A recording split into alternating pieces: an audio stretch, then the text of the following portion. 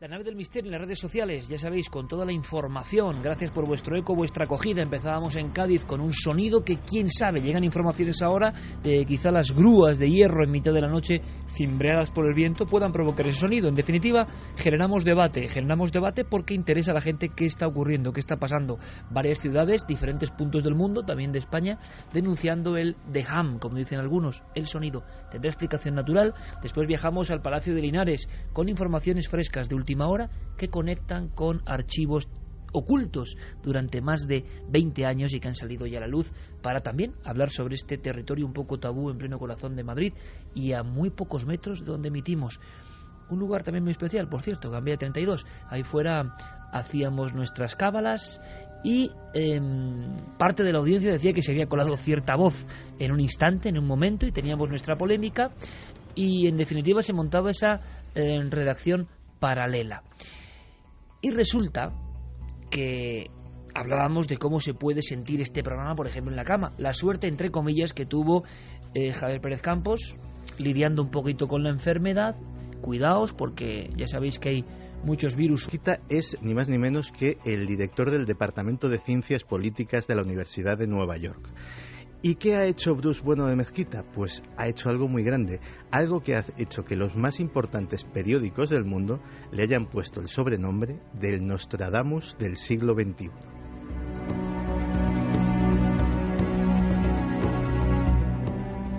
A lo largo de los últimos 25 años, Bueno de Mezquita ha creado a través de las matemáticas, los algoritmos, la programación informática y esa rama curiosa de las matemáticas que se llama la teoría de los juegos, creada por John Nash, una inteligencia artificial que se dedica precisamente a eso, a predecir el futuro.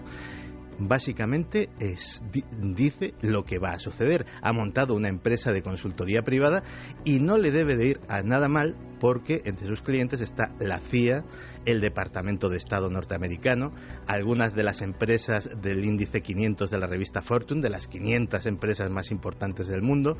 Cobra muchísimo dinero por sus vaticinios y es una de las personas a día de hoy de los científicos más influyentes de Estados Unidos.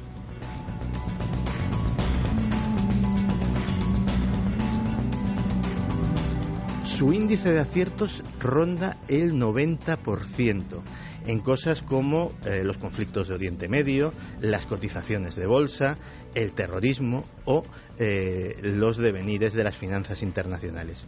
Básicamente ha creado un bot, ha creado un algoritmo, una inteligencia artificial que si se le alimenta con los suficientes datos puede predecir cómo va a desarrollarse un determinado acontecimiento histórico o un determinado acontecimiento de actualidad. Pongamos algunos ejemplos. Cuando en marzo de 2004, tuvieron lugar los tristes atentados de Madrid, la CIA y el Departamento de Defensa estadounidense se comenzaron a poner muy nerviosos. Pensaban que podía suceder lo mismo en Estados Unidos. Automáticamente se pusieron en contacto con la empresa de Bruno de Mezquita. ¿Esto puede suceder? La respuesta fue categórica: no. En Estados Unidos no puede suceder algo así. Y además, con los datos que se había alimentado a la máquina, esta además aprovechó para anunciar que el número 2 de Al-Qaeda, Ayman al-Zawahiri, iba a hacer una aparición pública alrededor de la fecha del Día de Acción de Gracias en Norteamérica. Pues bien, en esa fecha, el hasta entonces reclusivo y absolutamente oculto Ayman al-Zawahiri hizo uno de sus célebres comunicados.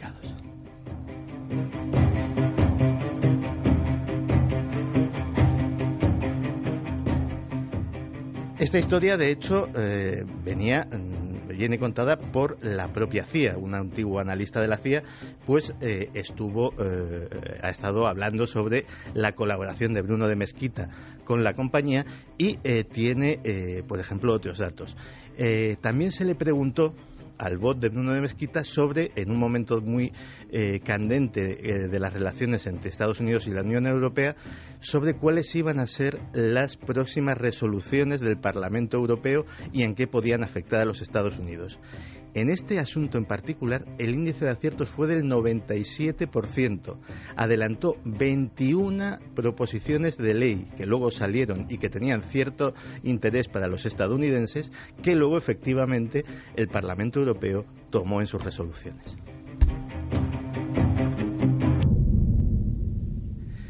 Predijo la guerra de Siria varios años antes de que se produjese. Predijo en mayo de 2012, es decir, un año antes, la caída de Hosni Mubarak. Es decir, todavía no se hablaba de primavera árabe, todavía no se hablaba absolutamente de nada de eso, y ya la inteligencia artificial de Bruno de Mesquita consiguió decir que Mubarak iba a durar como mucho un año a partir de esa fecha. Incluso algo que nadie se imaginaba, como el desenlace de la crisis atómica con Irán, también. De hecho, el texto exacto del comunicado era este: Irán está a punto de construir una bomba atómica, pero cambiará de idea en el último minuto a cambio de importantes concesiones. Justo lo que sucedió.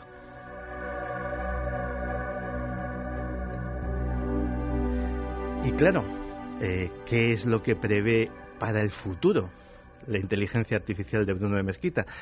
Los informes son pagados a precio de oro por los clientes, pero algunas cosas sí han trascendido. Por ejemplo, una bastante pesimista.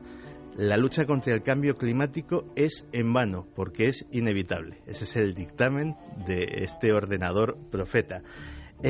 También que el peligro de una tercera guerra mundial es máximo y que en caso de ser nuclear desaparecería la humanidad por completo.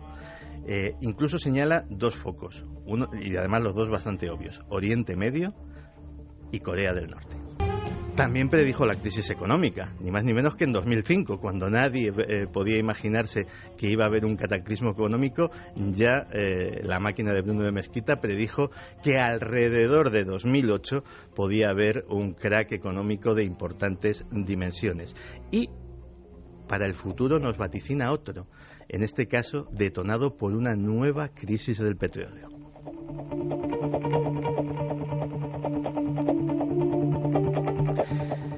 Bruno de Mesquita dice que, a pesar de que parezca mágico, no lo es. Dice que aquí solamente hay ciencia, solamente hay matemáticas y solamente hay estadística aplicada a la inteligencia artificial. Pone un ejemplo. Dice, si a cualquier ordenador doméstico con el programa adecuado le presentamos una posición de una partida de ajedrez, el ordenador sabrá exactamente cómo se ha llegado hasta ahí y qué va a pasar en las próximas jugadas, porque tiene esa capacidad de análisis. Lo que hace mi ordenador es que le presento una cosa muchísimo más compleja, le presento una situación muchísimo más compleja, y él sabe cómo se ha llegado hasta ahí y qué va a pasar a partir de ese momento.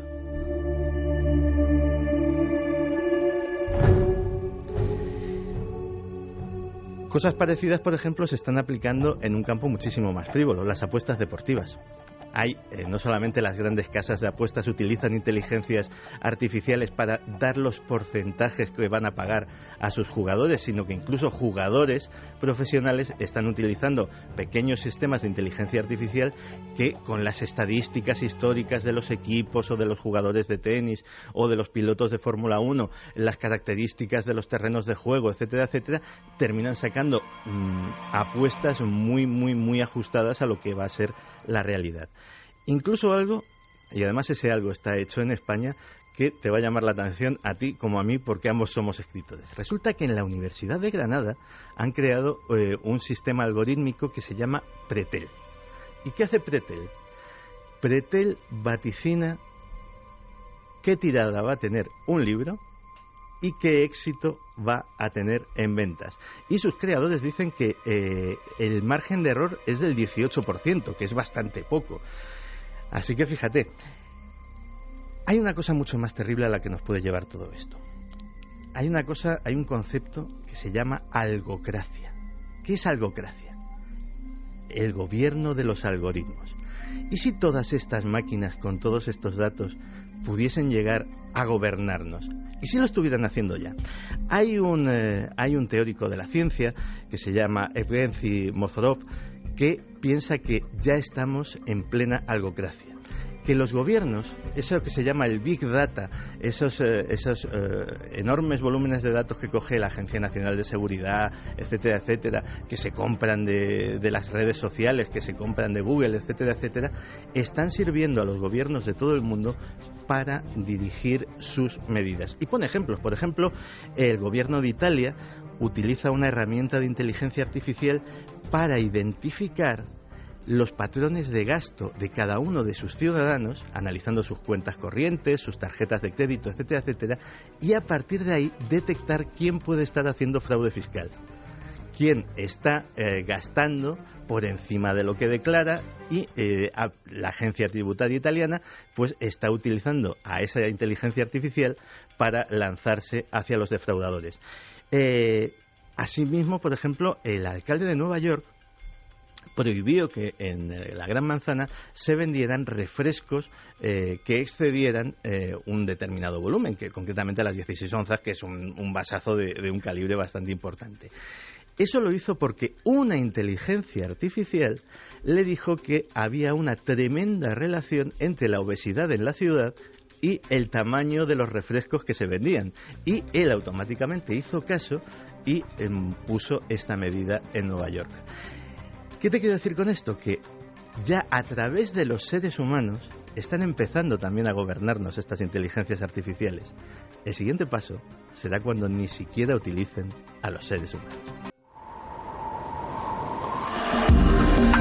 Nunca antes habías estado tan cerca de lo desconocido. Milenio 3.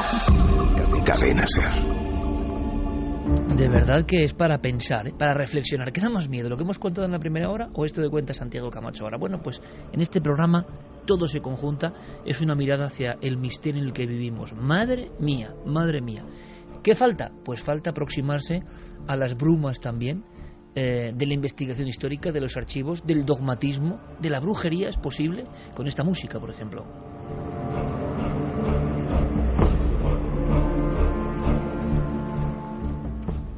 Verdugo, no dudes. Es culpable. ¿No ves el espectro del demonio en su hombro susurrándole al oído? ¡Hazlo! ¡Hazlo! Rebeca Nus, has sido como su casa. Tu única posibilidad de salvarte es la confesión. Hasta entonces no tienes ningún dios a quien dirigir tus oraciones. Por lo tanto, estás condenada a una eternidad en el infierno. No. ¿Entendido? No. ¡Ella es inocente! ¡Esto está mal! ¡No! ¡No podéis matar a mi madre! ¡No podéis matar a mi madre! ¡No! Ahórrate el aliento, Rebeca Nus. Estás rezando para Satanás. Déjela, no sé. Termina. ¡Sí! ¡Déjela terminar! ¡Déjela terminar! Sí, déjela rezar. Por favor, señor, se lo suplico. Ella no puede ser una bruja, ella no ha hecho nada malo. Soy yo quien ha hecho mal, soy yo quien ha hecho mal. Ella es inocente, señor, por favor.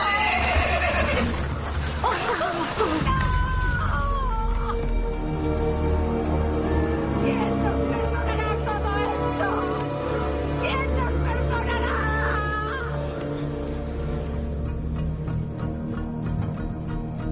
Sonidos que parecen de otro tiempo, son de otro tiempo, pero de un tiempo que a veces se exhuma también en otros archivos y en otros cartapacios donde aparecen documentos que se creían olvidados. Hay un libro que ronda esta mesa, uno de esos trabajos sesudos, densos, hay que decirlo, para historiadores, pero vaya título, nos ha golpeado también por su fuerza, y tiene un sentido ese título: La mala semilla. Ahí empezaba la investigación, a veces, como siempre ocurre, con un simple libro, y todo un libro, y que nos conduce por caminos que nunca hubiésemos imaginado caminar, ¿no?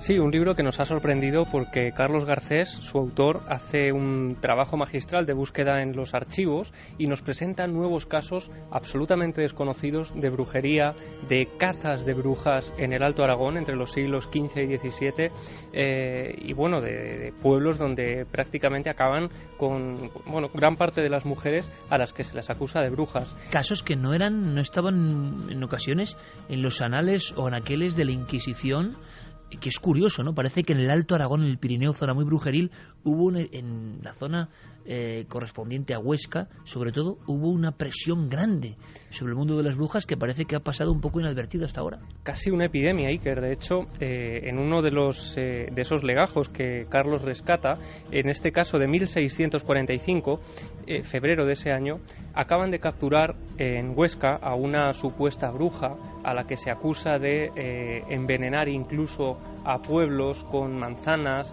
con sustancias ponzoñosas, dicen esos legajos. Y bueno, pues la preocupación es tal que un Consejo General se reúne en el Ayuntamiento de Huesca y escribe como resumen de la tarde que allí pasan estas líneas. Ya todos sabían lo malo que esta mala semilla cundía en todo el reino y los muchos lugares que tenían perdidos, asolados, destruidos. Este reino está tan lleno de desdichas y enfermedades ocasionados por las muchas brujas que en él hay. Y ahora este investigador, Carlos Garcés, que ha publicado La mala Sevilla, nos cuenta el por qué le pone ese título, ¿no? Porque parece que es un poco el distintivo, el sello, ¿no?, que llevaban las brujas de encima en aquella época. Una forma de designar a este fenómeno que nosotros desconocíamos, pero que Carlos, en esa investigación de años, se ha encontrado bastante a menudo. La mala semilla, que da nombre al título, es como el Ayuntamiento de Huesca denominaba a las últimas mujeres que juzgó y condenó a muerte por brujería, algo que ocurrió en 1645, las llama la mala semilla, la maldita semilla. Los miembros del Consejo dicen estar muy preocupados porque, según ellos pensaban, en ese momento había muchas brujas en Aragón. Pues esa semilla germinó en los 2 siglos siguientes en una cosecha impresionante de dolor y de muerte aquí en España, sobre todo en el Pirineo, pero en otras muchas partes de Europa aún con mayor crudeza.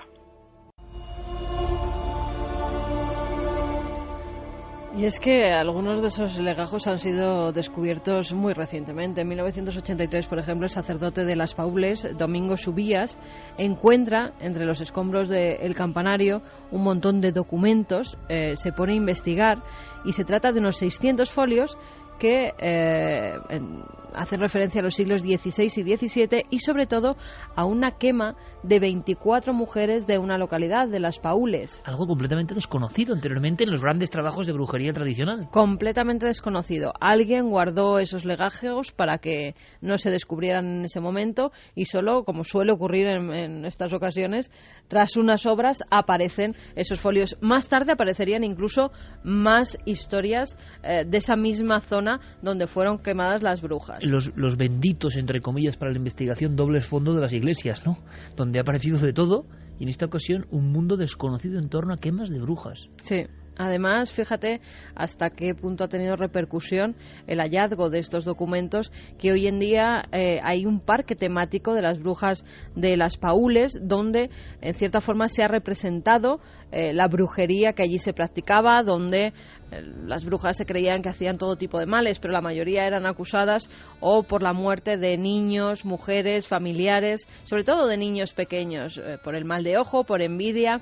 También por muerte sobre todo de animales, al parecer les daban ungüentos, tenían envidia del vecino y mataban sus ovejas, sus vacas, sus cabras, o también las cosechas. Cuando había una mala cosecha, pues entonces siempre era por un acto de brujería. Esas mujeres eran acusadas sobre todo por esas cosas. Bastaba con que varios vecinos de la localidad pusieran el dedo sobre ellas y dijeran que habían hecho aquelarres, que habían hecho un pacto con el maligno.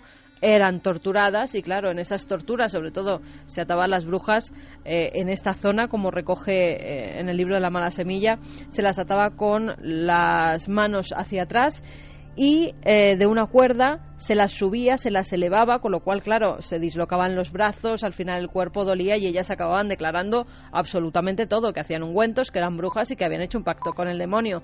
En este caso se quemó a esas 24 mujeres. 24. 2 brujos que estaban encarcelados con ellas lograron escapar y otra de las brujas acusadas, estando ya en la cárcel, también logró escapar de las garras de esa inquisición que hubo en Huesca. Lo edificante, si es que hay algo edificante en esta historia, es que en esta localidad, en vez de ocultar, hablábamos antes de ocultar el misterio, lo han dado a conocer y seguro que enorme éxito, y conociendo su propia historia, que también a veces es oscura, ¿no?, y negra. Sí, de hecho en el libro se llega a contar la historia de hasta 120 mujeres. Aparece un listado con nombres y apellidos de 120 víctimas, 120 supuestas brujas que son ajusticiadas en esa zona del Alto Aragón. Si quieres, Iker, vamos a escuchar de voz de Carlos Garcés unas cifras aproximadas y también el modo de ajusticiar a estas mujeres.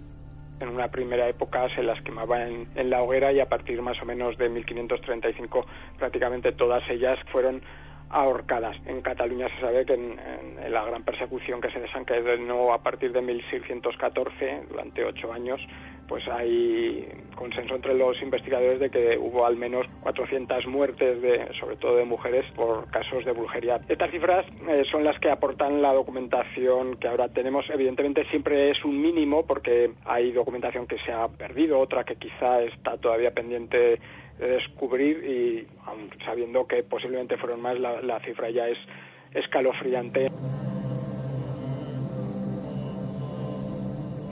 Y otras de las acusaciones que se hacían era de utilizar, por ejemplo, unos de los ingredientes más abundantes eran los sapos, hierbas, ungüentos para matar o para curar. Y otra cosa que permanecía casi desconocida y que nos recuerda un poco a los cuentos de Disney es el uso de manzanas envenenadas para acabar con la vida de personas, de vecinos de los pueblos. Manzanas envenenadas que luego se convierten en ficción de niños y de grandes relatos infantiles, pero que fueron realidad en esta parte de Huesca. En España tuvimos auténticas brujas como la de Blancanieves, y de hecho algunas incluso se las acusa de envenenar a familias enteras, a niños especialmente, de acabar con las tierras de los vecinos, de envenenar a sus animales. Y una de las acusaciones más tremendas que aparecen en el libro es incluso la de entrar en los camposantos y desenterrar cuerpos de niños, porque creían que eran más eficientes para esos ungüentos que ellos llevaban a cabo.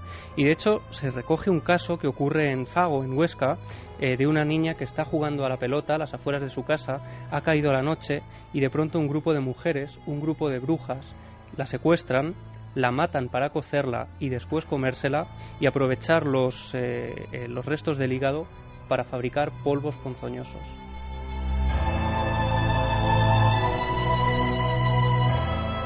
Y otro de los signos claros que para los miembros de la Inquisición eran una forma sencilla de saber qué persona había sido maldita, entre comillas, por una de estas brujas, era porque ladraban, porque de repente en su vida cotidiana empezaban a ladrar como si fueran animales casi fieros. Incluso los niños de corta edad que apenas sabían hablar empezaban a ladrar cuando habían sido víctimas de uno de estos hechizos de las brujas. Vamos a escuchar también a Carlos hablándonos de este curioso efecto muy desconocido en el mundo de las brujas. Se les acusaba de todo lo malo que ocurría en sus comunidades, pues en estos siglos, como sabemos, hasta el siglo XX morían muchos niños, y entonces la acusación de que estas mujeres entraban en las casas de sus vecinos para dar muerte a los niños es muy habitual en todos estos juicios y en otras partes del Pirineo o de España. Hay muchas acusaciones a lo largo de un siglo o más de que precisamente uno de los síntomas de las personas que creen haber sido embrujadas es que ladran en las iglesias o en sus casas. Ponen el símil de que ladran como perros rabiosos y que ni siquiera varias personas pueden sostenerlas. Sí, es un síntoma muy sorprendente, pero bastante habitual en estos procesos.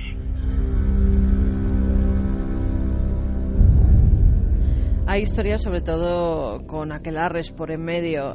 Por ejemplo, la historia de María Erubín, una chica que en 1548 pues tuvo la mala suerte de enfrentarse a uno de estos juicios porque alguien del pueblo la acusó de haber participado en un aquelarre e incluso haber sido el testigo de cómo el maligno estaba en medio de un grupo de brujas.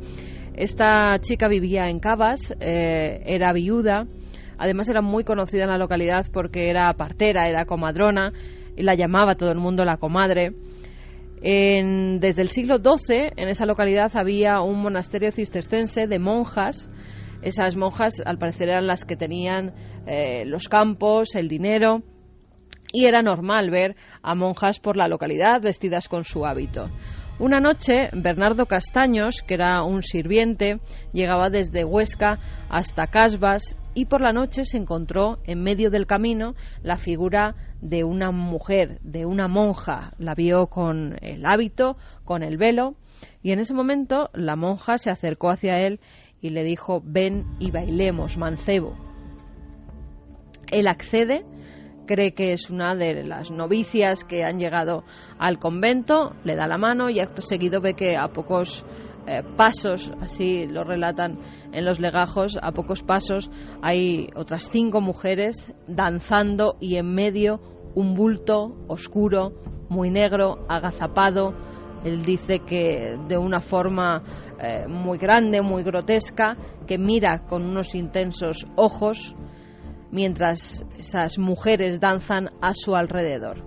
Él se asusta mucho, da unos pasos para atrás. La comadrona, esta mujer, María Erubín, intenta cogerle de la mano, volver hacia ese círculo en el que el centro es el propio maligno, y que sigan danzando alrededor de él, pero él se aparta y empieza a recitar oraciones y a decir la palabra Jesús, Jesús, Jesús. En ese momento abre los ojos y descubre que no hay absolutamente nadie allí.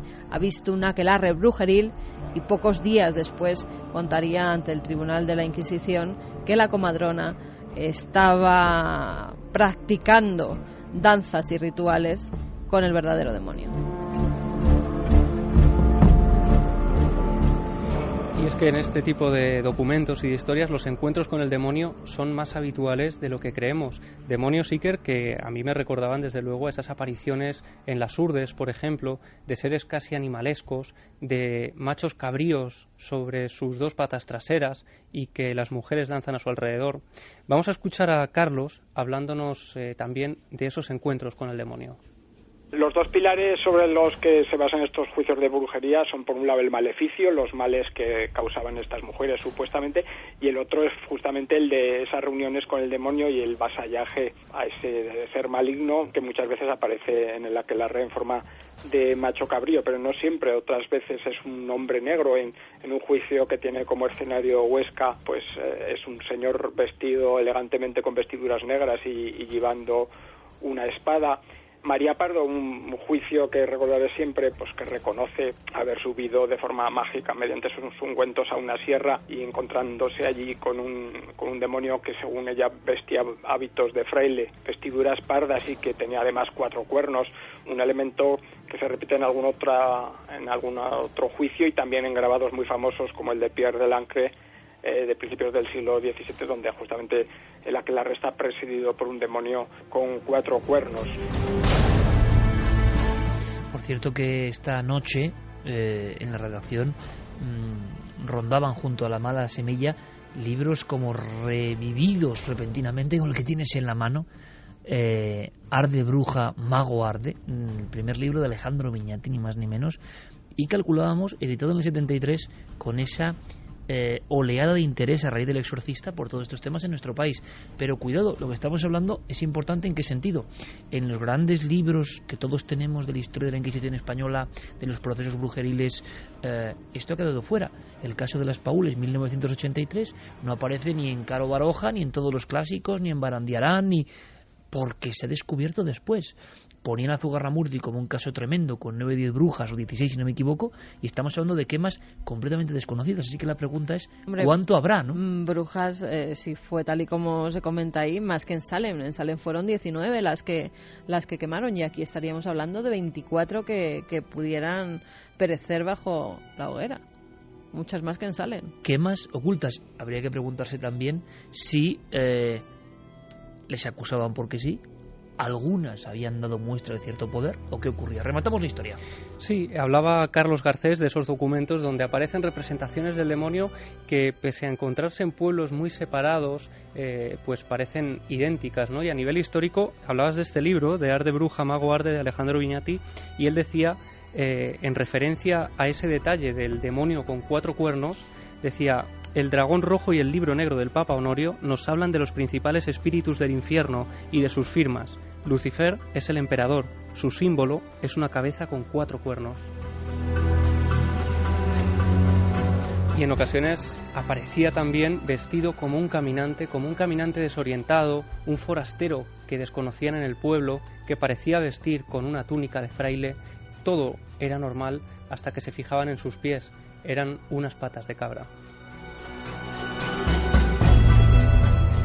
Incluso en estas descripciones se refieren al demonio de formas muy diferentes y muy desconocidas, Iker.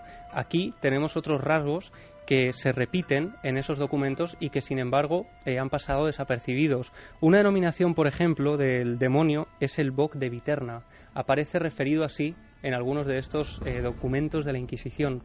Y también se llega a referenciar a él como San Pedro el Viejo. Y no se sabe también muy bien la causa de que se le dé este sobrenombre. Pero Carlos Garcés ha investigado también a este respecto y nos lo cuenta así.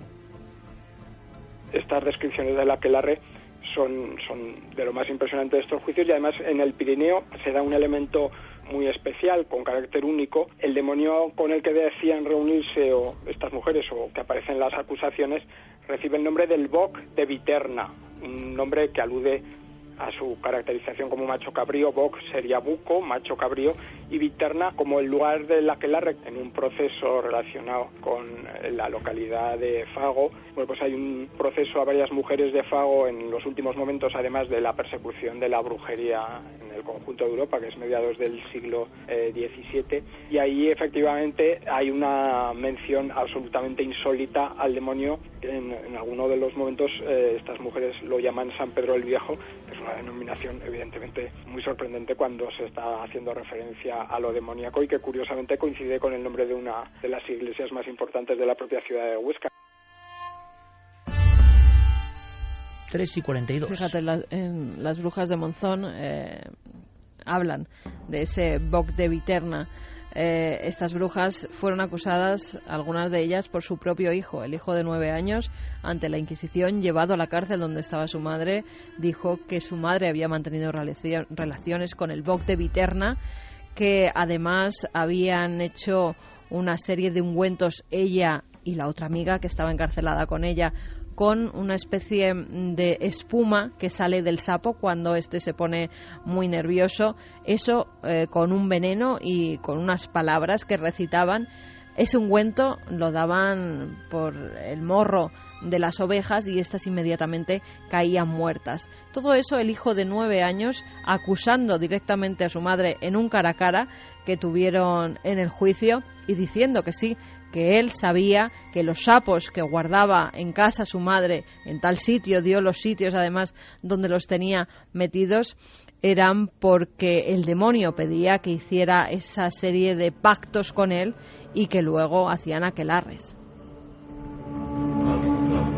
3:43, seguramente la zona de España, el Alto Aragón, con más procesos. Lo asombroso, estoy viendo a Santi y a Clara muy atentos, lo asombroso es que creíamos saber casi todo y surgen siempre nuevos casos, un hallazgo conduce a nuevas historias, pero también la gran duda, la eterna duda, ¿no?, de si realmente ocurren estas cosas, de si las acusaciones, venganzas y cuestiones internas, porque conocemos este país, ¿no?, por desgracia.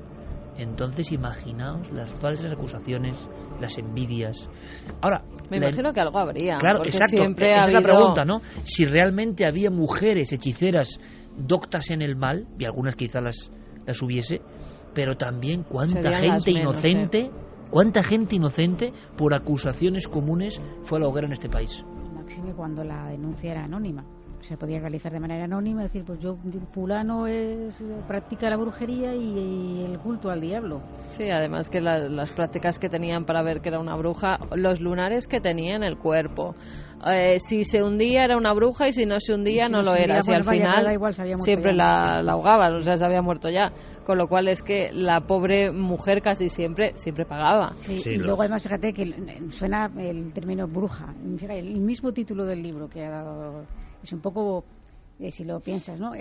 Bruja siempre es como la mala, la mujer, sí, no sé qué, tal, y el otro mago, ¿no? El mago, no maga. No, y además habría evidentemente pues gente que mantendría sus creencias ancestrales, que tendría sus conocimientos de lo que se denominaba hechicería, pero que podía ser herboristería dotada de una pátina mágica, y luego cuando pasaba algo malo, venía una mala cosecha, se te moría el ganado, se te enfermaban los hijos, venía muy bien tener un chivo expiatorio, que era la bruja. Es decir, luego, encima, en esos juicios, cosas como negar que eras una bruja ya era signo de brujería. Había ordalías tan maquiavélicas como aquella de que si le pinchaban con una aguja y no sangraba, era una bruja. Pero claro, en ese estado de estrés hay una vasoconstricción tremenda y lo raro es que sangres. Y además, la sensación, Santi, si me permites, de ver todo esto como documentos, archivos, qué impresionante, pero de pronto cuando Carmen estaba poniendo el gesto de, con los dos pulgares hacia arriba, poner los brazos detrás de la espalda... La garrucha, se llamaba eso. A mí de pronto, lo digo como lo siento, me he imaginado una joven que no era culpable y que tuvo una vida y que tendría unos sueños y que la cuelgan, la descoyuntan y la matan. Y para nosotros se ha convertido en un hombre perdido, en un legajo escrito en términos ya casi incomprensibles, en una historia que a muchos oyentes les hará suspirar de ¡oh, qué tremendo! Pero en la vida de esa chica, inocente, o sea, ¿cuánta gente pasando por ese martirio absolutamente? Decía el corte que hemos puesto de las brujas de Salem, ¿quién nos perdonará, no?, por todo esto? Porque cuánta injusticia. Y hay que imaginar la envidia campando libremente, ¿eh? Si hoy en día no tuviésemos métodos de contención de todo eso, y ya vemos lo que pasa, imaginaos en aquel Alto Aragón la envidia campando, pues porque alguien era más bella, porque alguien era más bello, porque alguien tenía más, tenía menos. Imaginaos eso suelto. Se siguen matando brujas, supuestas brujas en otros países. Sí. Y magia negra hay, evidentemente, porque también la hay hoy. Pero ¿hasta qué punto, no, el desequilibrio? Lo increíble es que tengamos hallazgos nuevos, trabajos como La mala semilla, que repito, sí que es verdad que no es un libro para leer del tirón, porque es denso, es un libro con complejo. Muchos datos. Exacto, pero qué bueno que haya todavía investigadores haciendo estas cosas, ¿eh? Es maravilloso. Vamos a acabar con una sorpresa, con un buen sabor de boca, ¿os parece? Vamos a acabar con un personaje que a todos nos gusta, que es asombroso, y que yo le llamo maestro. Yo llamo maestro a Enrique de Vicente y a y a pocos más, yo creo, porque creo que son puntales, ¿no? La punta de un iceberg. Aventurero, no voy a decir el nombre, aventurero, periodista, viajero, documentalista, inventor, y sobre todo, a pesar de su veteranía, joven como ninguno, con una ansia de conocer, con una ansia de no retirarse nunca, porque uno, si tiene alma de niño, no se retira nunca. Con todo esto seguro que estáis imaginando de quién hablo, pero qué bien lo expresa en uno de los nuestros, en este test. Habrá cosas en las que estar de acuerdo o no, pero fijaos lo que destilan algunas palabras, ¿no? El entusiasmo, siendo ya un veterano. Creo que por eso mismo es un ejemplo este nuevo socio de nuestro club. Buenas madrugadas. Identifíquese, por favor. Alberto Vázquez Figueroa. Maestro Alberto Vázquez Figueroa. ¿Qué pasa? Es uno de nuestros invitados favoritos. Está bien eso de ser invitado favorito. ¿Has visto? Guionista, director de cine, periodista, corresponsal de guerra. No hay muchos periodistas que quieran ser corresponsales de guerra. Pasas malas situaciones, pero es la vida que uno elige. Yo llevo 50 años en este oficio escribiendo libros. No significa nada importante. Hay libros buenos que no se venden nada y hay otros libros muy malos que se venden mucho. Alberto, mi primera pregunta es... ¿Eligió usted al misterio o el misterio le eligió a usted? Yo nunca elegí el misterio y creo que el misterio nunca me ha elegido a mí. Lo que sí he visto cosas misteriosas en algunos lugares del país, del mundo. ¿Cuál es su enigma predilecto? La imaginación. ¿Por qué la imaginación te permite trasladarte a lugares e inventar cosas, conocer mundos que no existen? La imaginación creo que es la base de todo. Indíqueme un lugar al que siempre querría volver. A Ecuador. ¿Somos producto del azar y la evolución o cree que hay algo más? Nada es absoluto. Ni la teoría de la Darwin puede ser absoluta, ni la teoría de Adán y Eva puede ser tampoco absoluta. Yo creo que verdades absolutas y mentiras absolutas no existen. El que se inclina por un lado o por otro definitivamente tiene un 50% de posibilidades de equivocarse. ¿Qué cree que hay más allá de la muerte? Personalmente creo que nada. ¿Teme la llegada de ese momento? No, nunca lo temí. Lo que temo es el sufrimiento, el dolor, eso sí, la enfermedad. A mí, a morirme en este mismo momento, así me dijera, vale, te mueres en este momento, bueno, pues adiós, muy buena, hasta luego. Sería una maravilla. Ahora sí, si me dicen un dolor, una enfermedad, eso sí me da un pánico tremendo. ¿Es usted supersticioso? No, porque da muy mala suerte. Su obra ha seducido a 3 generaciones de lectores, pero usted ha dicho que solo ha escrito 1 o 2 libros buenos. Explíqueme eso. Porque la verdad, yo he escrito un libro, francamente, creo que es muy bueno y está considerado una de las grandes novelas del siglo pasado, que es el Tuareg del siglo XX, pero entre 100 casi que he publicado, hay algunos verdaderamente poco recomendables, no diría yo malos, pero poco recomendable. Y si no lo reconoces a los 77 años, es que es un estúpido. ¿Quién es Dios para haberlo hecho bien? Si Dios ha permitido que existan hasta los políticos, y es Dios, imagínese si uno no tiene derecho a equivocarse tanto como él, o más. Fue corresponsal de guerra para Televisión Española. ¿Encontró algo positivo en cualquiera de aquellos conflictos? Sí, para mí sí. Para mí encontré la emoción. Un escritor tiene que conocerlo todo y verlo todo y sufrirlo todo. Y hay algo importante, que es que saber que si vas allí y te matan, no le puedes echar la culpa a nadie. Claro que me ha enseñado todo. Cuénteme qué le ocurrió en África Central con un gorila para que aún hoy tenga pesadillas. Hombre, pues iba con mi compañero, con Mario, y de repente, inesperadamente, en una zona que no tenía por qué estar, salió un gorila enorme. Aquel bicho hacía se golpeaba el pecho, se llama aquellos dientes, una boca horrible, los dientes no se los había lavado, por lo menos yo que he limpiado que ese día, una cosa verdaderamente que te ponía los pelos de punta y los pantalones un poco mojados. Total, que al rato aquel bicho se cansó de nosotros, no le gustamos mucho, se dio media vuelta y se fue. ¿Qué imagen pasa por su mente al recordar la tragedia de Ribadelago? Hombre, eso es lo peor del mundo, eso es lo peor que yo sufrí, porque hay que tener que yo tenía 22 años entonces y era el jefe del equipo que sacaba los cadáveres de Ribadelago. Había 200 y pico cadáveres en el mes de enero en Zamora, con un agua a 2 grados. Entonces, a los 22 años, sacar una cabeza, y que además que te recuerdo que las barcas de la Guardia Civil se tenían que poner así para que los familiares que estaban en el borde no vieran que sacábamos un brazo o una cabeza de un ser querido, aquello era francamente muy duro. Claro, no veías nada y te pasaba una trucha y te pasaba rozando, te daba la impresión de que un muerto de aquellos te estaba tocando la cara. Eso fue, yo creo, que lo peor que me ha pasado en la vida. Cada día mueren 1.400 niños en el mundo por falta de agua potable. ¿A quién no le interesa que su desaladora salga adelante? En el momento que se iba a construir la primera desaladora mía, a las empresas francesas no les interesaba un agua barata, y me lo dijeron muy claramente, y me dijeron una cosa muy clara: ¿a ti qué te interesa? ¿Vender más 100.000 libros de tapa dura o 100.000 libros de bolsillo? ¿Qué ganas más? Por eso no se hacen. ¿Por qué? Porque hay mucho dinero que ganar. No se prodiga mucho en televisión, pero nunca duda en acudir a Cuarto Milenio. ¿Qué tiene la nave? Me gusta el programa, puedo decir lo que me dé la gana. En las televisiones yo no puedo decir lo que me dé la gana, y en Cuarto Milenio y aquí en la radio pues me dejan decir lo que me dé la gana. Yo para ir a un sitio y decir lo que quieran ellos no voy. Yo mis expresiones las tengo, mis conceptos los tengo muy claros. ¿En qué cree Alberto Vázquez Figueroa? En el trabajo, en tu capacidad de hacer cosas, en tu fe en ti mismo y en levantarte todos los días con la ilusión de hacer algo nuevo.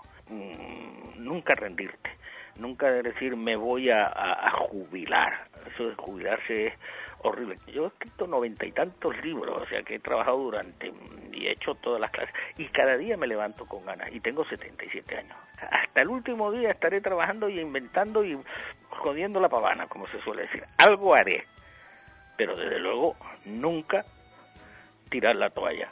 Si piensa en su infancia, la imagen que aparece en su memoria es... el desierto. ¿A quién le encantaría haber conocido?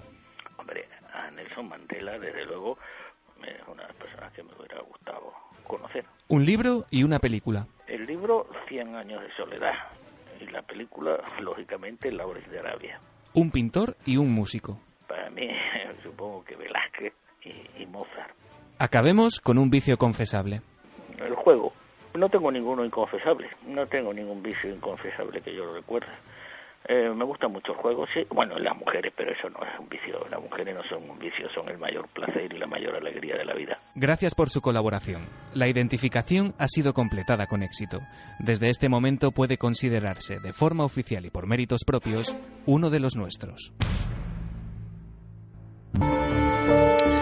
Un hombre sin rumbo en cierto momento, un hombre acosado por el delirium tremens, un hombre que descubre como tantas veces un libro es puerta de la sorpresa, de la iluminación, como una obra antiquísima le ilumina, resplandece en su interior y varía su vida completamente. Y el misterio siempre ha estado bordeando las temáticas que él ha hecho como médico investigador del cerebro.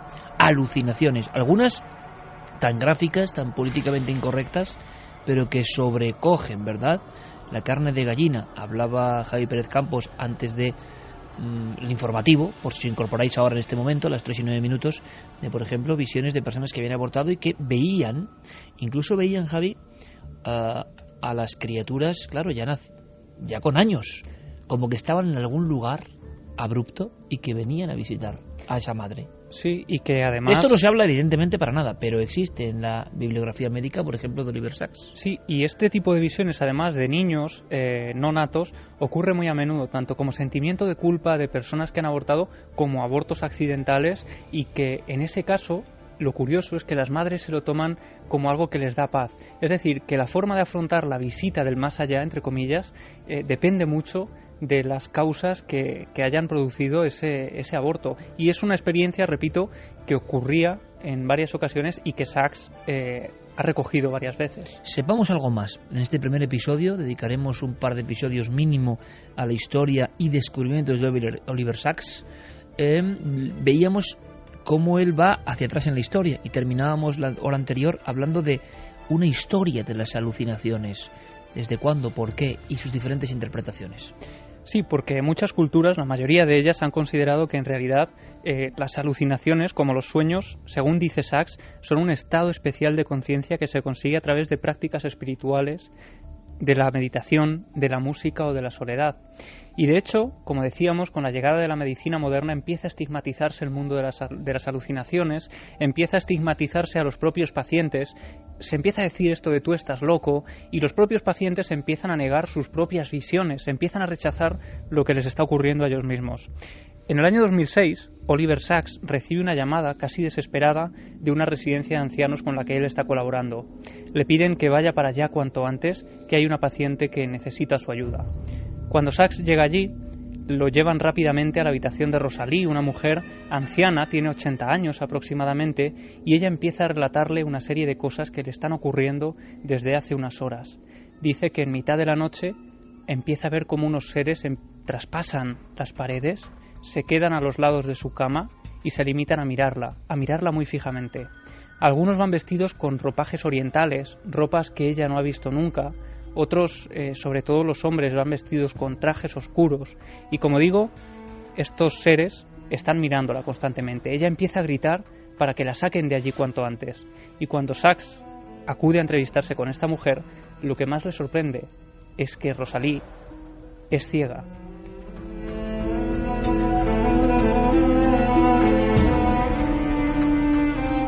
Si quieres, vamos a escuchar a Oliver Sacks relatándonos las impresiones de ese momento en el que él se entrevista con Rosalie. Ella creía que estaba loca o que estaba perdiendo la cabeza. Así que la examiné tranquilamente. Era una señora brillante, perfectamente cuerda. No tenía problemas médicos ni tomaba ninguna medicación que pudiera provocarle alucinaciones. Pero era ciega. Entonces le dije, creo que sé lo que tienes. Es una forma especial de alucinación visual.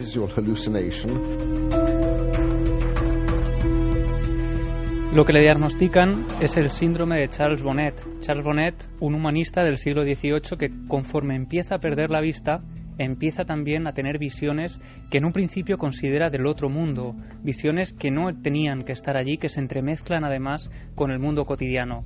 Y precisamente en honor a este humanista se le decide dar el nombre a este tipo de síntomas, ¿no?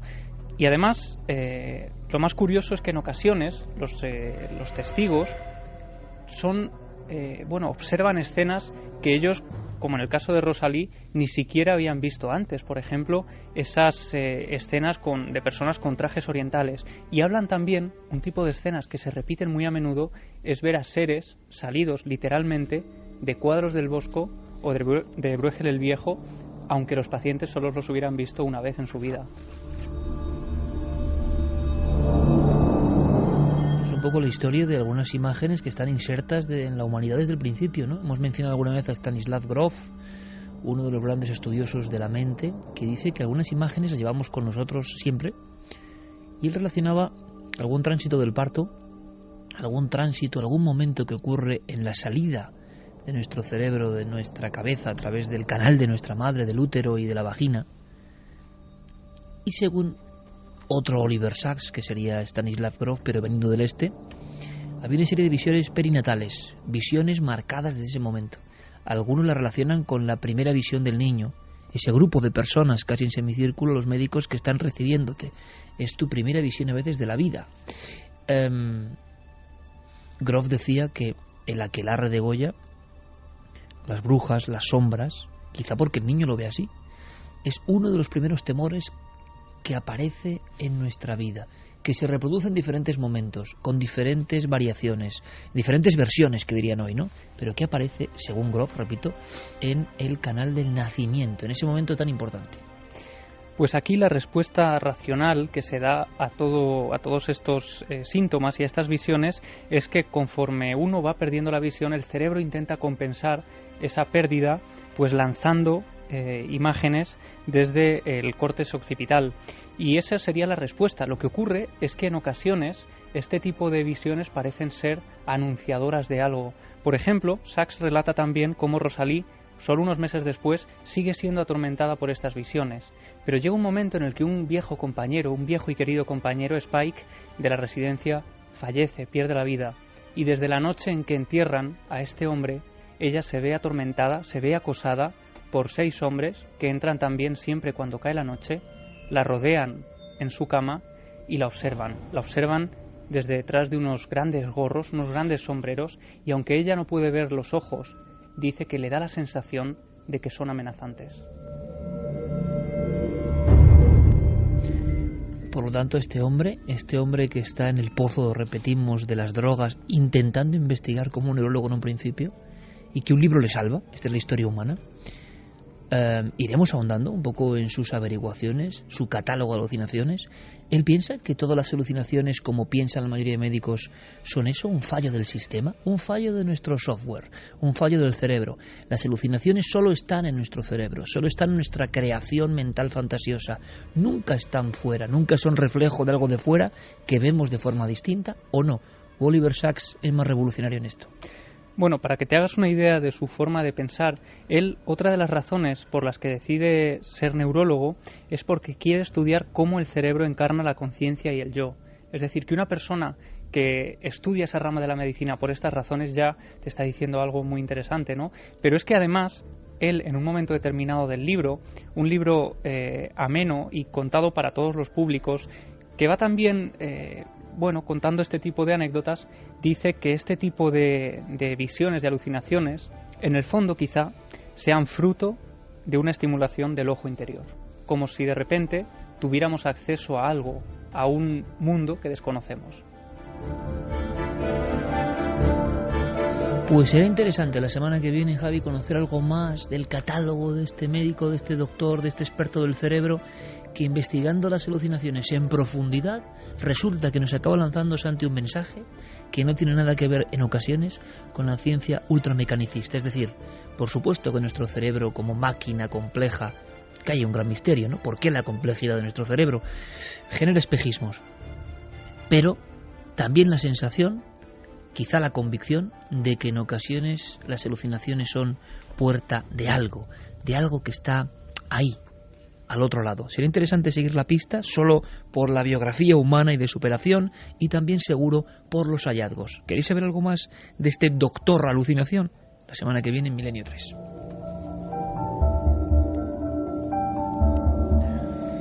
Vamos enseguida con más mensajes, pero fíjate, yo recordando este término de la puerta, me ha pasado algo muy raro, ¿no? Siempre hay libros que te sorprenden, surgen así, además los más inesperados. Yo creo que te lo contaba, Javi, esta noche. Enrique de Vicente, ¿quién si no? Me dejaba en uno de sus paquetes de libros, ya son como paquetes de información, como siempre digo, que uno no sabe lo que tienen, no puede tener de todo. Y había unas obritas que yo no conocía de Fernando Sesma. Seguramente muchos amigos del programa, algunos, los más avezados, los más... Fernando Sesma, que se hizo célebre en el diario Madrid, la revista 10 Minutos, años 50, hablando de extraterrestres, uno de los pioneros, pero evidentemente si lo leemos con la coordenada de aquel tiempo, o el de ahora, mejor dicho, pensemos en alguien pues desfasado, ¿no? Alguien que pensaba en platillos volantes de una forma hasta ingenua. Pero yo no sabía que Fernando Sesma, tiempo después, hizo algunos libritos como de pensamiento. Yo no sé si los tenéis catalogados, compañeros. Yo no, y tengo cierto conocimiento, ¿no?, de la literatura del misterio en España. Y uno se llama el pensamiento ingrávido. Oye, hay momentos en los que las personas, incomprensiblemente, alcanzan un estado que yo no sé si vuelven a alcanzar o no, lanzan unas ideas, y una de ellas que me ha sorprendido, en este opúsculo muy pequeño, año 73, que es el año en que yo nací, y decía, he comprendido, como si alguien adquiere cierta sabiduría, como si viésemos a Oliver Sacks iluminándose con ese libro, ¿no? Dice, creo que el mundo está dividido en 3 formas, ¿no?, de sociedad. Uno, la mayoría, lo dice Sesma, no yo, uno, la mayoría, que no sabe nada ni le importa no saber nada. Un segundo grupo que llamaríamos intelectuales, gente que quiere saber, que cree que sabe, pero no sabe nada. Y un tercer grupo, minoritario absolutamente, que sabe que no sabe nada y que el resto tampoco sabe nada. Es decir, que navegamos ante una ficción total de expertos, de sabios, de conocimientos repetidos, pero que en el fondo de las energías que mueven el mundo de la realidad, no sabemos nada. Dice, ese grupo, ese es el que está cerca, dice Sesma, de la puerta.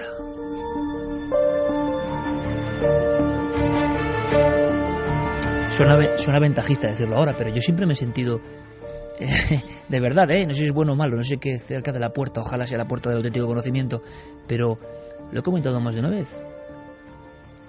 Conforme uno entrevista más, observa más expertos, de cualquier rama del cerebro, del cosmos, de la criminología, de la mente humana, de la ciencia, del misterio, del esoterismo, de la leyenda, de la arqueología, mi sensación personal, y esto es muy polémico, me gustaría saber qué opináis, uno empieza a pensar que por supuesto uno no sabe nada, pero que los que dicen que saben, tampoco saben.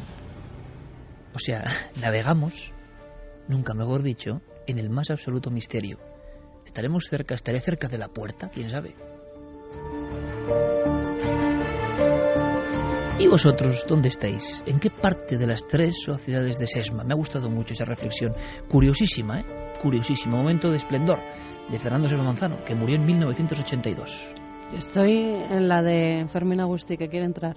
Fermín Agustí está en la puerta. Bueno, Fermín Agustí es centinela de esa puerta. Yo estoy seguro que es el centinela pegado a un micro amarillo. ¿Qué me dices, compañero? Buenas noches, Iker, Carmen, a todos. Milenio 3 ya es trending topic en Twitter. Gracias, compañero. Quieres estar un poco en la puerta del inconsciente colectivo, ¿no? ¿A que no te esperabas esto de Sesma? No. Santi.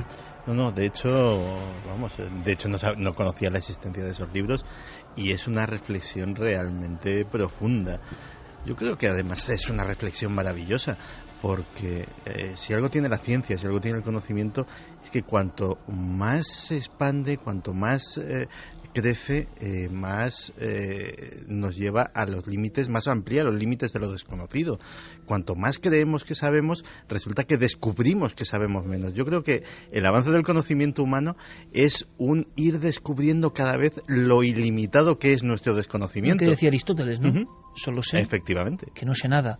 Pero a mí lo que me ha sorprendido de Sesma, de verdad, y es eso, un contactado español, pero oye, nunca menosprecies a otro, ¿no? Porque no sabes en qué momento va a tener ese momento de esplendor que te puede llegar a ofrecer cierto enriquecimiento. A mí no me sorprendía el segundo grupo ni el tercero. Aparte del poltergeist, que no sé qué pasa por la zona de Santi, que no sé qué está pasando. Santi, no sé qué pasa, ponte bien. Pareces nuevo, chico. Todas las temporadas me pasa esto. Un día. Es el día raro tuyo hoy. Es el día raro, sin duda alguna. Ese es el cigarro chuco que te estás fumando raro. Electrónico. Electrónico. Que solo Santi puede venir con un cigarro electrónico a la radio. Es que le pega mucho. Menos mal que podemos reírnos un poco, porque oye, el programa de hoy es que es tremebundo. El gran misterio, o para mí lo atronador de lo que dice Sesma, es no el tercer grupo, el segundo, sino el primero. Recordad, la mayoría de la gente no sabe nada, pero tampoco le importa. Vamos con los comentarios. Silvia Pallares dice: las madres podemos sentir la vida aún antes de quedarnos embarazadas. Tenemos ese don maravilloso de traer vida a esta vida. Qué bonito mensaje. El Cuervo dice: creo que todas alguna vez hemos tenido algunas alucinaciones en nuestras vidas, ¿no? Yo las he tenido, pero sin ninguna droga, ¿eh? Ángel Garrido dice: yo conocí una chica que abortó y luego se pasó un mes teniendo pesadillas con su hijo. Es muy frecuente también, o al menos para ella eran pesadillas que le llenaban de ansiedad, ya que en ellas creía ver crecer a su hijo. Lo que contaba Javi, justo. Mares, el mundo de las alucinaciones me parece un tema absolutamente apasionante, sobre todo las que provienen de las propias enfermedades mentales. Mi siguiente libro a leer y que no conocía es El hombre que confundió a su mujer con un sombrero, de Oliver Sacks. Gracias por acercarme a este personaje tan interesante. Francisco Martín: ¿y si todas las alucinaciones no lo fueran en realidad? Quizás son solo otras realidades. También nos preguntaba Alejandra, que necesitaba saber si puede haber alucinaciones no visuales, sino auditivas. Claro, sí, por supuesto. Bueno, y las podemos contar además la semana que viene, porque hay olores fantasmas y hay también alucinaciones auditivas que casualmente suelen tener siempre un carácter epifánico.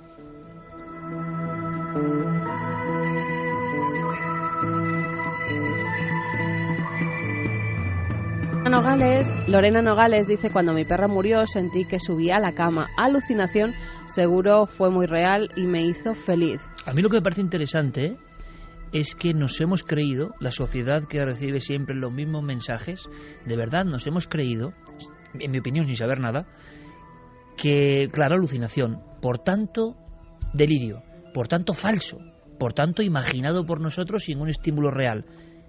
Y los que de verdad se meten en el fondo de esto, creo que no piensan eso.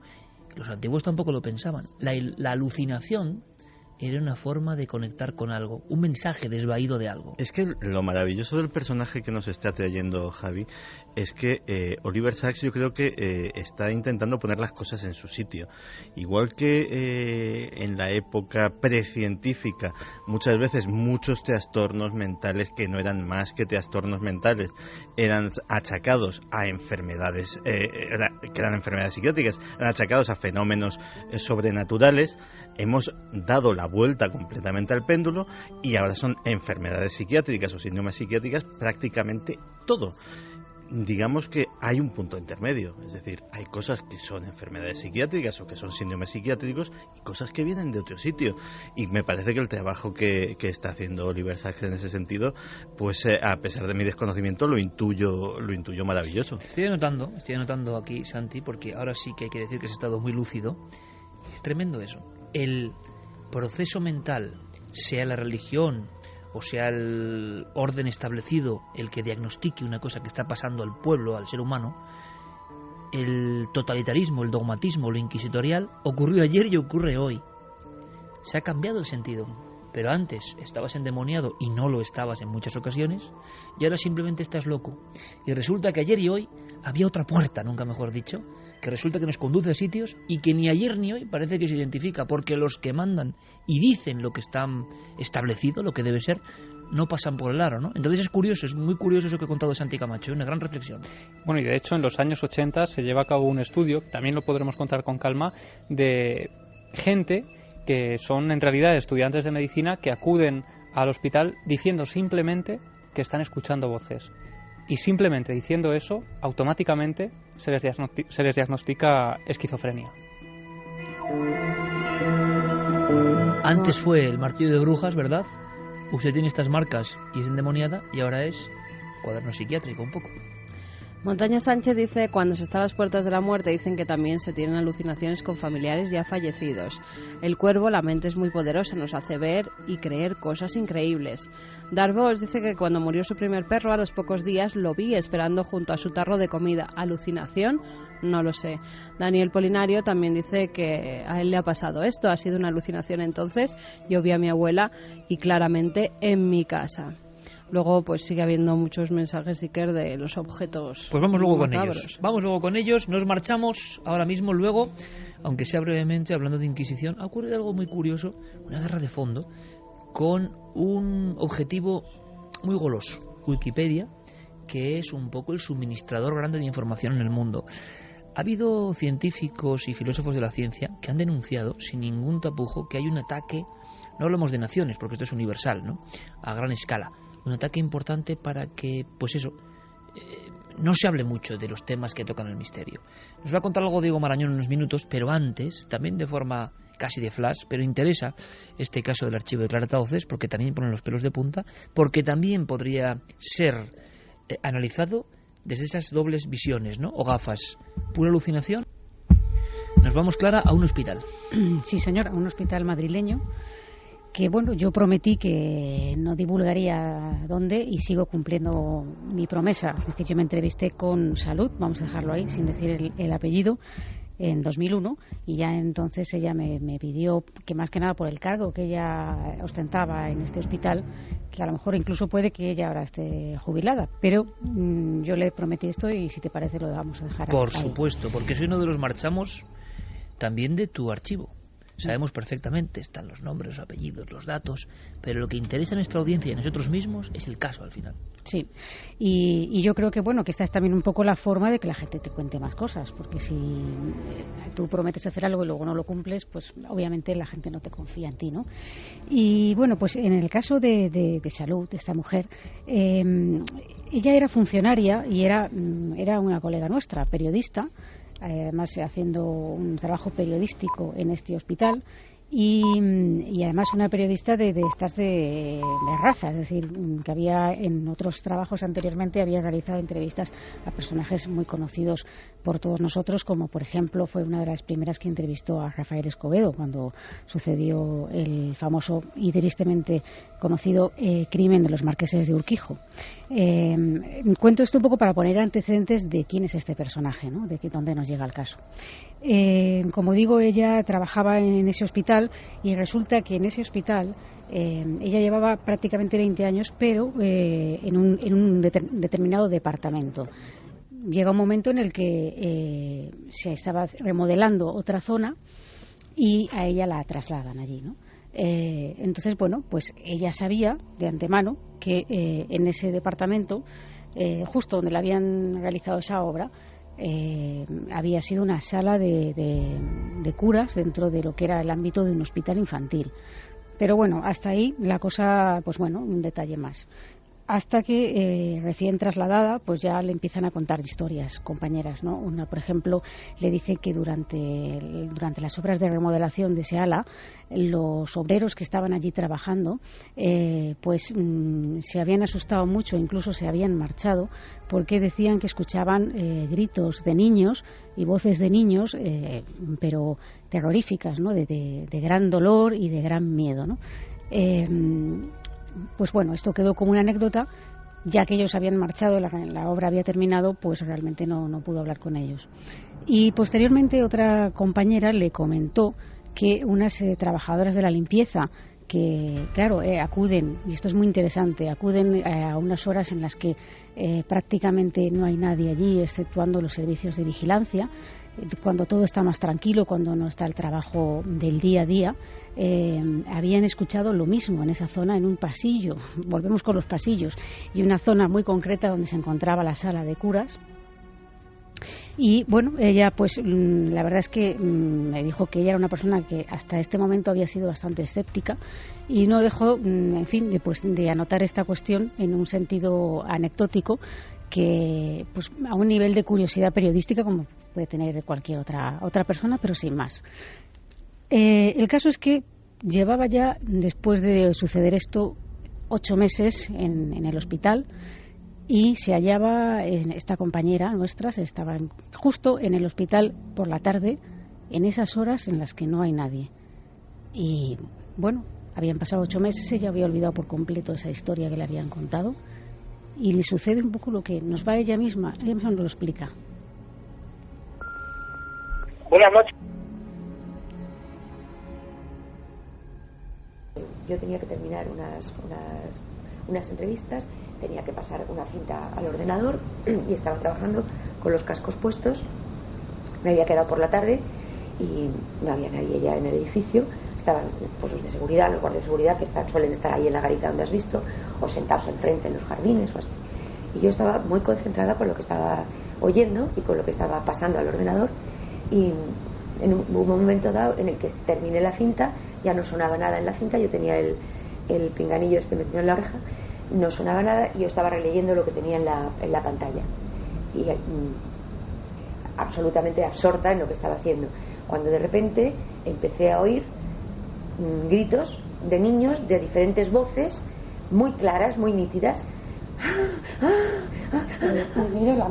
Lamentos, sí, como llantos y grititos, pues cuando a un niño le ponen una inyección o que le tiran o le levantan una herida o alguna cura, alguna cosa así, y de repente pues me quedé paralizada, ¿no? Entonces me quité aquello porque pensé que el ruido era exterior, pero había un silencio sepulcral.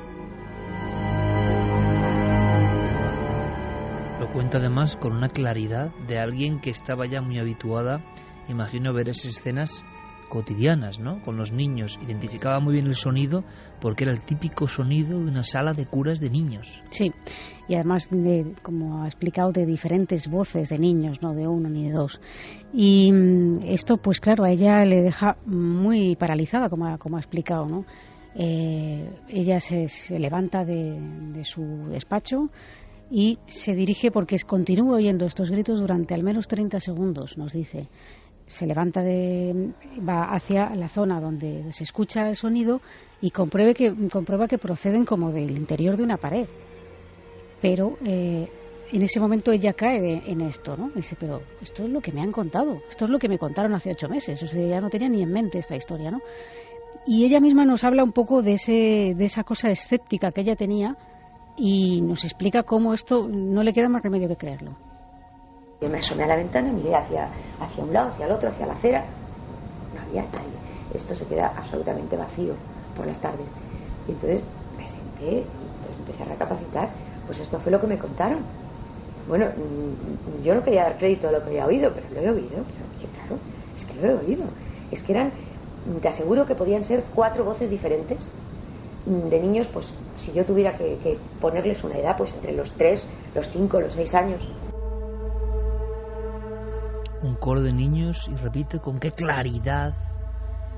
Los archivos de Clara Tahoces nos están dando sorpresas semana tras semana. Yo creo que es un material de primer nivel, porque los casos que estamos viendo, y son ya varios, iremos salpimentando la temporada lo que podamos con historias, tienen como un enorme trasfondo de verdad, de preocupación, de inquietud real en las vidas de las personas que lo cuentan. Y eso yo creo que se transmite, que no hay más. Que esta mujer se llevó una sorpresa porque es que no se lo esperaba en absoluto. Sí, y quizá como remate de todo esto, algo que tiene que ver, y esto ha sido casualidad, un poco con lo que estábamos hablando antes de las alucinaciones. Se da la circunstancia de, como me refería a ella, ¿no? Tenía los auriculares puestos, el pinganillo, por un oído. Ella tiene un problema de oído. Hay un oído del que no oye. Lógicamente tenía el pinganillo puesto en el oído en el que oye. Y es, aun con el pinganillo, cuando se acaba la cinta, ella, no oyendo nada de un oído, estos gritos los oía perfectamente. O sea, como habían dicho servicios de vigilancia y servicios de limpieza, que repetimos son los valientes a los que mandamos un abrazo, porque en cuántas empresas y edificios españoles ahora mismo estarán conectando con nosotros, son los que realmente ven los edificios históricos, antiguos, diferentes, en un trajín que no es el cotidiano. Cuando hay 500 personas, pues evidentemente cualquier ruido, cualquier señal se difumina con la vorágine. Pero estas personas de limpieza, de seguridad, repito, suelen ver los edificios con su alma real, a solas, en la noche, cuando surgen los sonidos. Y la intensidad de esos alaridos de niños sometidos a curas, o inyecciones, o operaciones, o lo que sea, lo habían descrito con esa capacidad, ¿no?, de volumen. Y esta mujer los oye no como un susurro, no como algo lejano, sino como una escena de otro tiempo, de una cura hace, no sé, décadas en ese lugar. Claro, yo es que pienso que ya un poco por la experiencia que voy teniendo, ¿no?, en esto, digamos, en recoger estos testimonios, vamos a decirlo así, ¿no?, es que los fenómenos, sea lo que los produce, porque como decimos, nosotros no estamos más que intentando acercarnos a esa puerta, ¿no?, sin más, sin tener ninguna verdad y sin tener ninguna certeza de nada, pero sea lo que provoca estos fenómenos, hay momentos en los que a lo mejor tú puedes estar en un edificio, puedes pasar muchísimas horas al cabo del día, pero a lo mejor estás en un horario en el que no reina la tranquilidad, donde hay mucha actividad y cualquier ruido que oigas lo vas a achacar a algo normal. El problema es cuando te quedas solo en esos edificios y cuando te das cuenta de que esos edificios tienen su propia naturaleza, su propia alma, entre comillas, ¿no? Su propia esencia, que es una cuestión de pasar tiempo en ellos, en horarios adecuados. 4, 5, 6 niños gritando, diferentes volúmenes de voz, diferentes edades quizá, en un coro escuchado con total nitidez. Un nuevo caso del archivo de Clara Tahoces, un caso de no hace tanto tiempo, en el Madrid, digamos, de todos los días. Nos llevamos muchas sorpresas. Yo creo que es un reflejo a pequeña escala de lo que pasa en muchos lugares, pero pocos se atreven a hablar. Si queréis hablar con Clara Tahoces, si queréis enviarle vuestros casos, si creéis que este equipo puede investigar y que sea un archivo más y que se puede investigar radiofónicamente o cualquier nivel, milenio3 con número @cadenaser.com.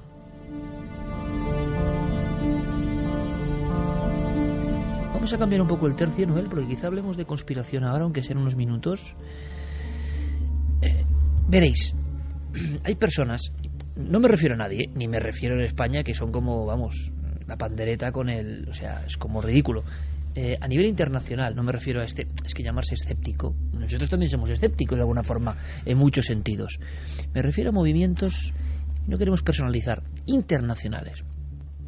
O cuidado, o una forma del pensamiento humano. Igual no hay que pensar en personas concretas ni en grupos concretos, sino que el ser humano, una parte del ser humano que hemos visto que es macabra, no quiere que se cuenten cosas como esta de Clara, dejando la puerta abierta. No quieren. Hay una parte de la sociedad, quizá, y yo creo que igual más allá de los grupos establecidos, aunque se establezcan en ocasiones casi escuadrillas, ¿no? Intentando... Lo hemos contado muchas veces. Y no pasa nada porque nosotros, desde luego, nos reímos en su día, que es este mismo programa cuando nació, y se puede decir sin ningún problema, hubo gente que solo nos da gracia, porque no puedo darnos otra cosa, que mandaban firmas, por favor que la cadena SER no emitiese Milenio 3. Cuando empezamos en 4, recogido de firmas, más ridículo uno no puede ser, a ver si quitaban esto, porque para algunas gentes estos temas no pueden contarse. Ya se ve el caso que les hicieron. Claro, cero.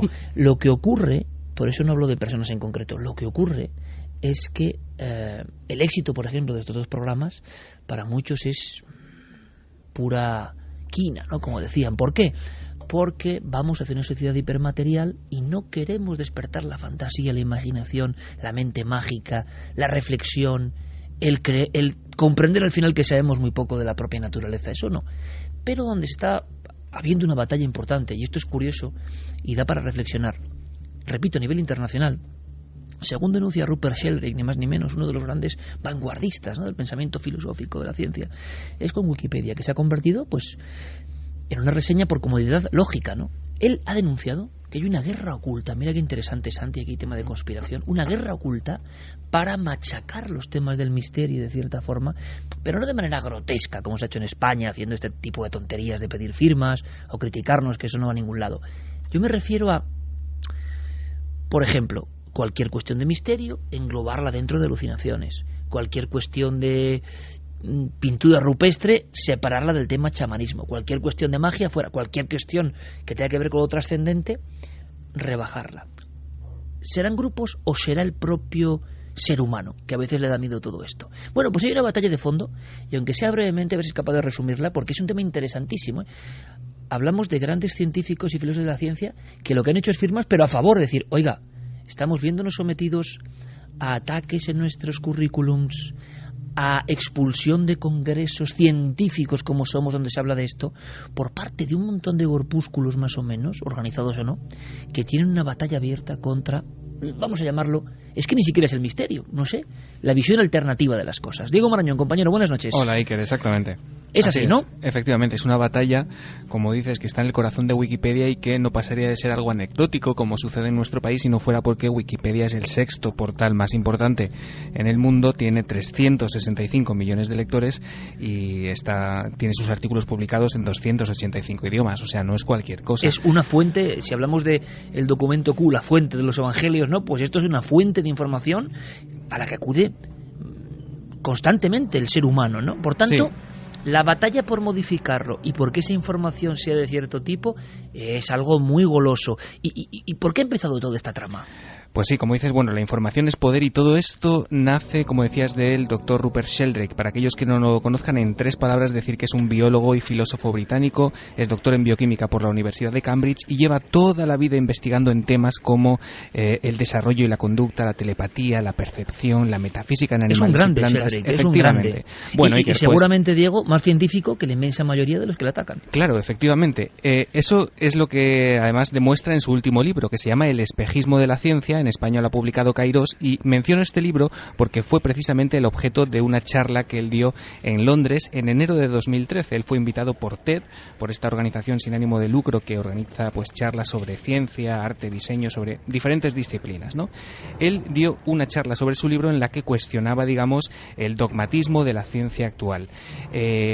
La charla se subió a la página web de este portal de TED y, para que nos entendamos, se armó la mundial. Empezó una polémica en los comentarios de esa charla sobre todo por parte de escépticos que le acusaban a TED, a este sitio web, de dar lugar y de dar pábulo a personas como Sheldrake que, según ellos, estaban propagando la pseudociencia. O sea, un ataque directo, da igual que el que lo haga sea un científico valiente. Uh-huh. Hay algunos libros de Sheldrake que os aseguro que son, si amáis el misterio y la frontera científica del misterio, impresionantes. Pensad en el título, amigos, yo lo tengo porque Kairos edita unos libros habitualmente brutales. El espejismo de la ciencia, claro, cuidado, cuidado, que es que está hablando de unas cosas muy graves. Bueno, pues el ataque es brutal y va mucho más allá, ¿no? Iker, hasta el punto de que en un movimiento inédito TED elimina esa charla, realmente cede, digamos, a esa presión por parte del movimiento escéptico y quita esa charla de su página web, con lo cual lo único que hace es aumentar la popularidad de esa charla porque todo el mundo quiere ver qué ha pasado. Y bueno, el propio Sheldrake nos reconocía en la conversación que hemos tenido con él, porque ha hablado para Milenio 3 que le había supuesto realmente un espaldarazo publicitario, que las visitas se habían aumentado exponencialmente. Como siempre digo, la tontería de algunos escépticos con intentar censurar algo en el tiempo que corre hoy hace que se multiplique por un millón los lectores de la charla censurada de Rupert Sheldrake. El efecto Bárbara Streisand. Efectivamente, le sale el tiro por la culata. Bueno, esto ocurre en marzo del año pasado, Iker, de 2013, y hacia el verano lo que ocurre es que el perfil de Rupert Sheldrake en Wikipedia empieza a ser editado en una guerra sin cuartel continuamente, cada día varias veces, convirtiendo lo que era, digamos, su perfil más o menos objetivo, más o menos neutral, en una auténtica, pues casi te diría que caricatura por parte de un movimiento escéptico que él identifica, además, que tiene una página web, que él denuncia en su blog, en un artículo llamado Wikipedia bajo amenaza, y que empieza a ver toda la capacidad y lo organizado que están para ir editando, como mencionabas antes, todos los artículos que tienen que ver con el misterio, con la parapsicología, con todos estos aspectos alternativos, y cómo ellos además mejoran los perfiles de todos los críticos, ¿no?, de todos los escépticos alrededor del mundo. Vaya tema, está poniendo Santi unas caras. ¿Quieres que escuchemos un momento a Rupert Sheldrake, claro. Diego? ¿Has hablado con él? Sí. Que es una entrevista de primer nivel, como siempre hace nuestro compañero Diego Marañón para Milenio 3. Rupert Sheldrake, un hombre que ha movido cimientos en la ciencia, que seguramente por mentes objetivas será considerado como lo que es un gran sabio de nuestro tiempo. Pero él, qué valiente, denuncia que hay un movimiento profundo de que Internet no sirva para la divulgación de estos temas que hacen pupa, ¿no? Escuchemos la conversación, un fragmento solo, de Rupert Sheldrake con Diego Marañón. La guerra interna del misterio en Wikipedia Internacional. Su objetivo es controlar páginas relacionadas con las facultades psíquicas, con la parapsicología, con el mundo alternativo de los mitos o con la espiritualidad. En todos estos casos lo que hacen es inclinar las entradas en favor del punto de vista del ateísmo militante y materialista. El motivo es su deseo de controlar la información que le llega a millones de personas en todo el mundo. Controla la información que recibimos. Son muy efectivos, están perfectamente organizados y en casi todos los casos, cuando algún otro editor ha intentado modificar la página de mi biografía tratando de dar un punto de vista más neutral, los escépticos han conseguido que se les expulse y se les prohíba editar, valiéndose de las reglas que existen en Wikipedia.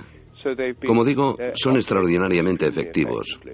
Operan casi en secreto y mucha gente no tiene ni idea de que esto está ocurriendo.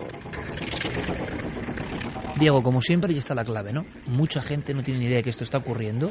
Claro. Nada es neutral porque sí, sino que hay unas guerras internas tremendas. Sí, además, bueno, como te digo, los artículos de Wikipedia tienen algo que es muy curioso, que es que no se firman, es decir, tú puedes entrar y modificar lo que quieras, a tu gusto. Los usuarios que lo hacen, los editores, son voluntarios que no son retribuidos, y es curioso porque, como nos decía Rupert Sheldrake, había quien había intentado, pues arreglar, ¿no?, el despropósito que habían hecho estos grupos de escépticos, pero es curioso porque la expulsión sin motivo aparente de estos editores y de estos usuarios ya fue denunciada hace unos años por una publicación que se llama The Register, he estado mirando por internet, y que ellos fueron quienes descubrieron una lista de correo oculta mediante la cual descubrieron que había un reducido grupo de administradores de Wikipedia que estaban tomando decisiones sobre los contenidos al margen de la comunidad. Es decir, ellos por sí mismos acordaban la expulsión de ciertos usuarios que entorpecían, digamos, sus planes o su punto de vista. Y siempre el objetivo, el misterio. Ahora me vas a contar, Diego, las 3 áreas en las cuales dentro de Wikipedia, donde habrá millones de búsquedas al día, siempre hay conflicto e incendio permanente. Pero volvemos a escuchar, por favor, rotundo a Rupert Sheldrake, ni más ni menos en Milenio 3. Han conseguido alterar las políticas de Wikipedia porque llevan mucho tiempo trabajando en esto.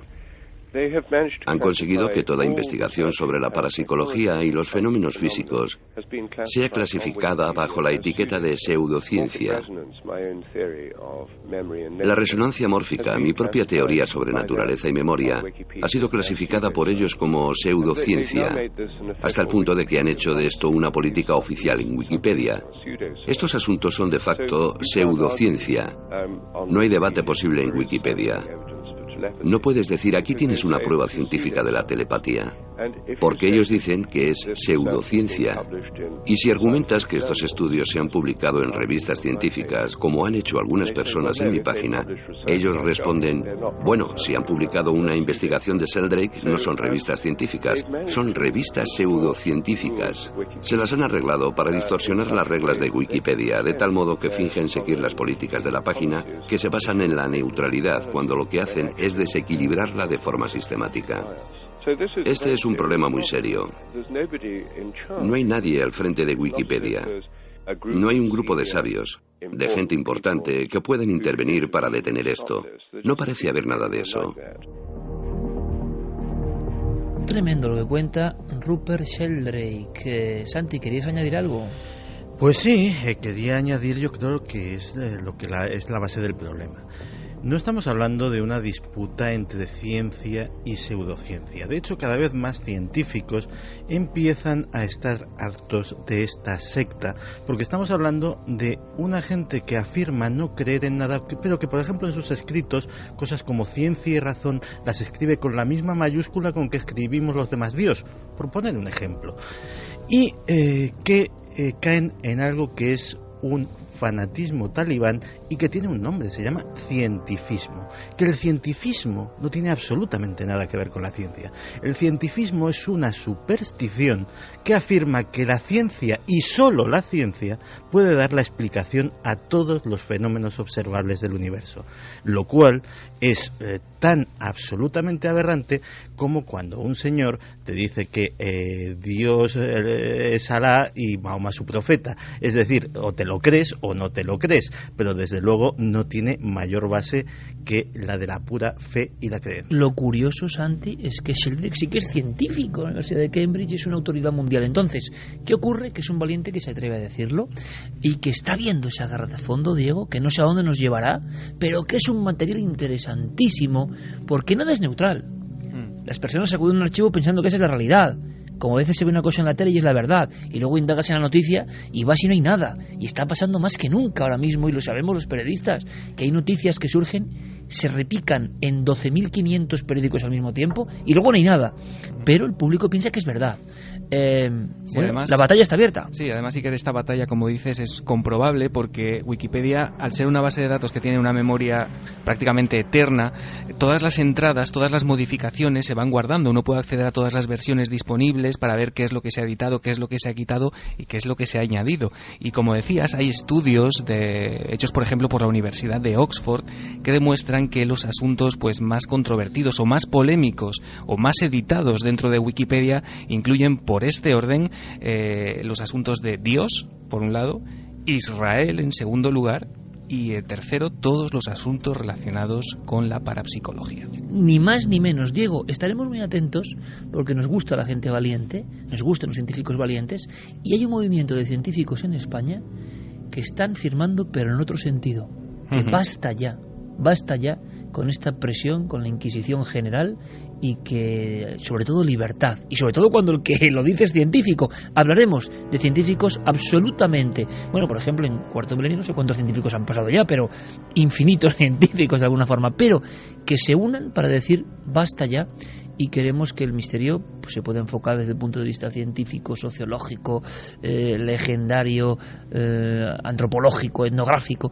Lo contaremos próximamente. ¿Te parece, compañero? Está pasando y hablaremos con ellos, sí que. Claro que sí, Diego. Muchísimas gracias por esta interesantísima crónica. Un placer.